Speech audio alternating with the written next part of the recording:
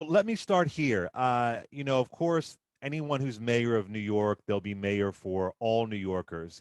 But considering our audience on this show, give me three things specifically that you would do for Black New Yorkers. Well, one, it is in my overall plan. In the three things are directed towards all New Yorkers, but especially Black and Brown New Yorkers who have been excluded.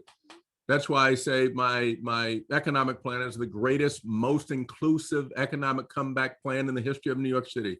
My overall platform rests on three pillars. Number one is safety and justice, which has direct implications for Black and Brown communities. Number two, it is the economics, no city, no jobs, no dignity. And number three is getting our children educated. So one, I'm going to make the streets safe.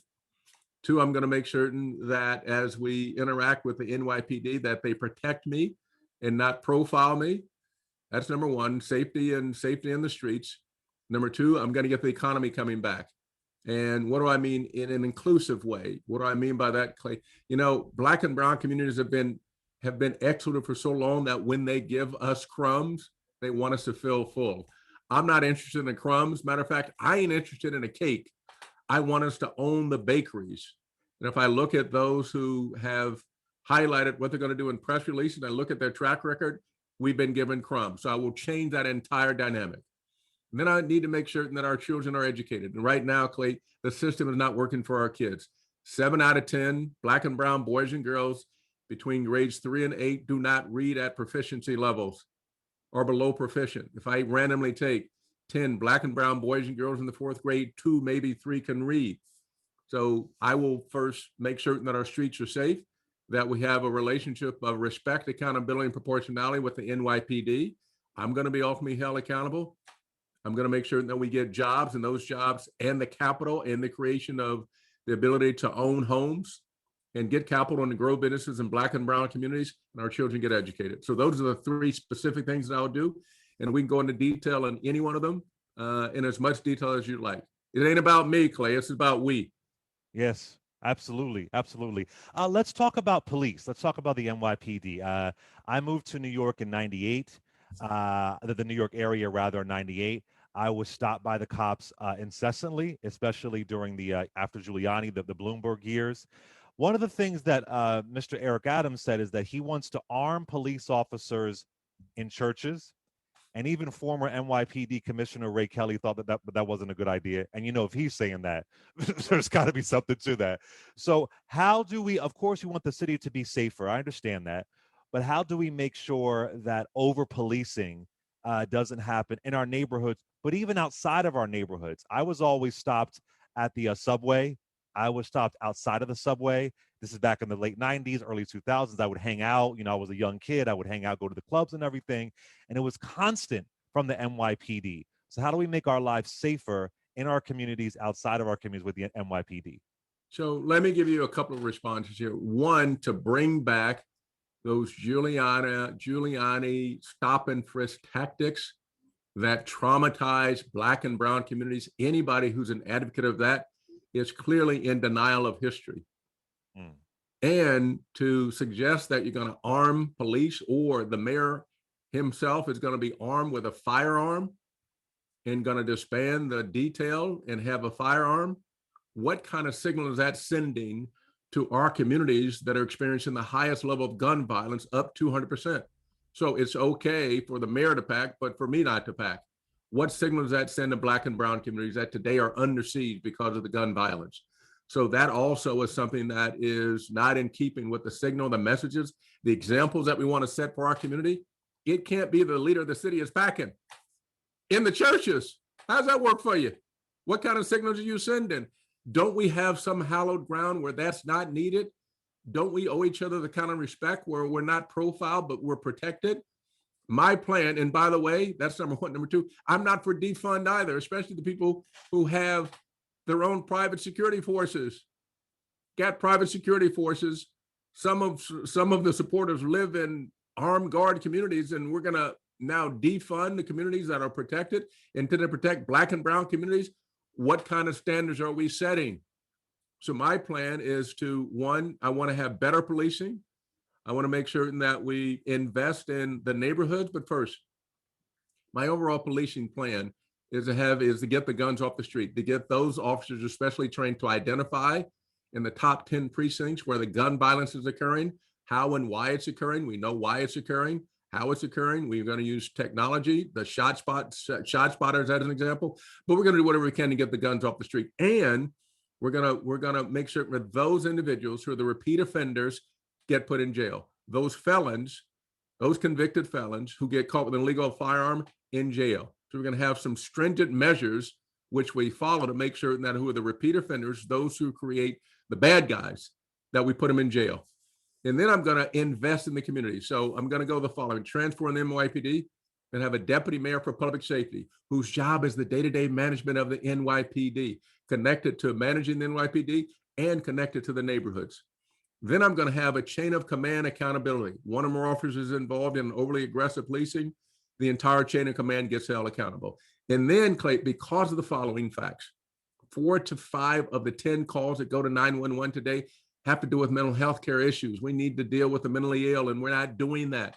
So we need to intervene. I'm going to have an emergency social services corps that is mental health care professionals that sit within the precincts, sit within the professionals who get deployed either for or with NYPD. Number 4, I'm going to have the CCRB get full investigative authority. Rather than take 48 days to review video cam footage, they're going to do it in 48 hours. They're going to get the complete file. They make a recommendation to the commissioner. Based on that commissioner's response, I may have to take further action. And then importantly, I'm going to return to community policing, police athletic leagues, community centers, all of which have been disinvested in. We're not putting money there.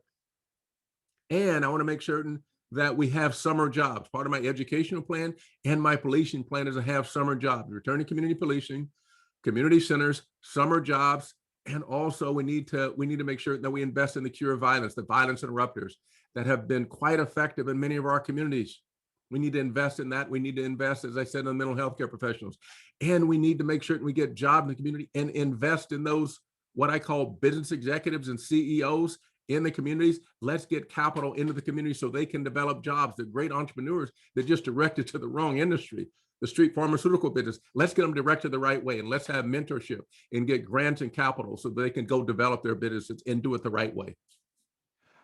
Would you increase or decrease the budget for the NYPD? I would look at the budget that currently exists and look at the line items where we can reallocate, but I'd reallocate some of those funds. I want better policing.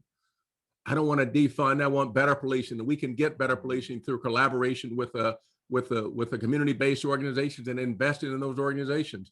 Listen, Mr. McGuire, Yeah. Mr. McGuire, but does the NYPD need reportedly a $10 billion budget? Well, let's look at the budget. It's a $5.2 billion operating budget. Now, what people do often is conflate the operating budget and the capital budget. If you put the two together, it's $11 billion budget. That includes pension, that includes other things. The operating budget is a $5 billion budget. And that operating budget from 2010 to 2020, the largest increase that we've seen, it's $443 million, which is in administration. The largest line item in the budget is patrol. It's gone from 1.4 to $1.6 billion, 1.2, it's gone up $200 million. Administration has gone up twice as much. So do we have the resources there to reallocate? The answer is yes, we do. We have those resources. And I can work within the existing budget to make sure that we have better policing and more effective police. I know how to manage a budget. I've had to manage billions of dollars, budgets of billions of dollars. Nobody else has been able to do that and be held accountable and reallocate dollars. I have to do more with less, and sometimes I had to do everything with nothing. And given the level of experience that most of the other candidates have, they won't be able to come in and do just this. Some are talking about cutting the budget by $3 billion. They have no idea what that means. Zero idea. They're just saying that because it sounds good. It's a nice press release and a headline. You cannot operate a $5.2 billion budget, operating budget, and cut $3 billion out of it. Can't do that. You got to have nothing. Fair enough. So Andrew Yang, he cited himself. He himself has cited Bloomberg as a model for how he would run the city. What former mayor of New York would you cite as a model for how you would run the city? So I would say two. I think Andrew's reference to Mike Bloomberg is quite interesting. I actually have a track record of doing that, which he has suggested he could do. I have a track record of having done that. As a matter of fact, I've done that longer than anybody else in the history of the corporate world, longer than 13 years. So I've actually managed budgets. You know what else? I had to be held accountable in a popularity contest. Either you get it done or you don't. And so I would look at what Mike Bloomberg did in managing the budget and surrounding himself with high quality people. So from an economic standpoint, I think Mike Bloomberg was quite effective. From a policing standpoint, David Dinkins was quite effective when he talked about safe cities, safe streets. So I would combine the two. What that does is that it allows us to move together and grow ourselves out of this mess. And unless you have somebody in office who's got some high level of competence with managing budgets, the situation that we have is going to get worse. And the old political factions are going to rear their heads again if they haven't already. All the political deals that have been made, the status quo, the old guard, which have failed, will continue to fail in the midst of a budget crisis. So I would say I would take some of those disciplines, including attracting and retaining the best talent. You got to be able to do that. People are going to come from what they're doing today, some already in the administration, and get the best talent. And with Dinkins, the programs that I've outlined are the programs that will mirror some of what he did, but I'd be more aggressive about investing in the community, and especially the violence interrupters, and getting capital into the community in ways that nobody else has done. And what I've been able to do in my private life is to be able to do just that, is to get people capital so they can grow their business. I got a track record of doing that. Nobody else has that track record. Matter of fact, nobody else in this race has any credible record with MWBEs. None of them. Zero. Bupkis. So forgive me for this big question, but as somebody who's degreed in Black studies, history is really important to me. I'm not born and raised in New York, but again, I've been in the area since '98. Where did New York go wrong, Mr. McGuire? I have so many friends. They despise every single mayor of New York. They say it's been overpriced. The rich are getting richer. The poor are getting poorer. I have friends who still live in the same neighborhoods they grew up. Their neighborhoods have not changed. Education, housing. Where did New York go wrong? I think it's important to look at our history to know how to change the future. Where do you think this city went wrong? It has gone wrong when you have the career politicians in office whose sole objective is to stay in office. That's the sole objective. New Yorkers have gotten worse off. So all the people who are in office who are running for office today are highlighting the things that they would do. I'm looking at what they have done. Look at the highest levels of the community being priced out. Brooklyn, one of the highest levels of gun violence. Brooklyn, gentrification. Brooklyn. You go across the platform and see where our children are the most affected. New Yorkers' lives are most affected. Where are we in education? Third to eighth grade below proficient. Where are we? Many of our children don't have broadband. Now we're going to have 300 to 400 of them virtual. How can that work? What has happened is the career politicians, those who are transactional here, have failed New Yorkers. They had their chance. We're in New York. Just look at the track record. I'm prepared to put my track record in economics and having transformed businesses. Look at the Pfizer company, having transformed business in education, having built schools, in healthcare, having helped build hospitals, in criminal justice, investing in criminal justice. I, as a private public servant, have done as much, if not more, than all the rest of them combined, created more opportunity for Black and brown men and women, developed, invested in more entrepreneurs than all of them combined. So you got the career politicians advertising through press releases what they will do. I'm looking at what they have done. Where is the track record of investing? As you've outlined, our communities have gotten worse. COVID only exposed and exacerbated what we already knew. And it's happened on their watch. You're a historian. You give me one example of where Black and brown communities are better off. Give me one example. Pre-K maybe, but even there, by the time any of our kids get to pre-K, they're already behind. Who's investing in our kids? I mean, it's complete outrage. Third through eighth grade, 70% below proficient. It cost us $26,000 a year to educate a child in New York City. It cost us $446,000 a year to keep an inmate at Rikers. And now they're talking about putting $8 to $10 billion in new jails. Guarantee if you build it, they will fill it. Absolutely. So just to go to Mayor Dinkins for a minute, I think it's well documented history that he was really attacked by the NYPD. He was really attacked by the powers that be at the NYPD. They were screaming racial slurs at Mayor Dinkins. And we all know, NYPD has its own connections with Trump and everything, and they came out in support of him, which was crazy that they would do that. But if we get a black mayor in, the same thing is going to happen, and I think it might even be worse. I know we think we've all progressed. There has been progression, but what are you going to do if you get into office and they revolt against you? The NYPD, they refuse to work with you. They think that you are some kind of socialist or whatever the case may be, because Mayor Dinkins went through that. And I think that's why he didn't get a second term, to be honest with you. But that's going to happen. It's bound to happen. That's just the way that it is. How would you combat that? You know, in order for me to be where I am and having broken down barriers and knocked down doors and done that for 4 decades to get to the highest levels of the world of finance, this is not socialism, this is capitalism. Get to the highest level, conscious capitalism from my standpoint, get to the highest levels of one of the most competitive businesses, means that I understand what it's like to battle against conscious and unconscious bias. It won't be the first time that somebody that hurl a racial epithet at me, and I guarantee it won't be the last. I'm not confused about when I go into a department store, I one of three things, just like I'm dressed today. I can be security, I could be men's suits, or I can be where's the restroom. And if I take my jacket and tie off and I walk into the neighborhood, it can be the case that I get stopped and frisked. So this is not new to me. It's not foreign to me. And what I know is that in order for us to move forward, we got to do that together. And I've worked from the inside, serving on the Police Foundation board, understanding who the players are. We'll get them to the table, make certain where we're aligned and where we're not aligned, which are going to be where my non-negotiables are. We will move forward one way or the other. But it's called leadership. It's called leadership. And in order for me, a 6'4", 200-pound black man, to achieve the level of success, and I say that humbly, given from where I started to the highest levels of the corporate world, and do that and maintain who I am, I'm pretty confident I can do that and develop a relationship with the NYPD so our interests get more aligned than not. But Mr. McGuire, respectfully, Mayor Dinkins tried that too, and they didn't care, and they continued to push back. I mean, he tried the same thing. He tried to work with. He was getting critiques from black voters as well for trying to work with the NYPD. That tactic has been tried. Well, Clay, you have to listen. You got to continue to lead.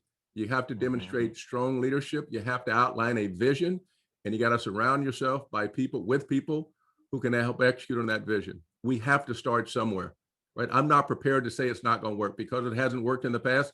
Doesn't remotely suggest to me that I can't get it done. You know why? Because I got a track record of bridging the divides. I got a track record of bringing this city together.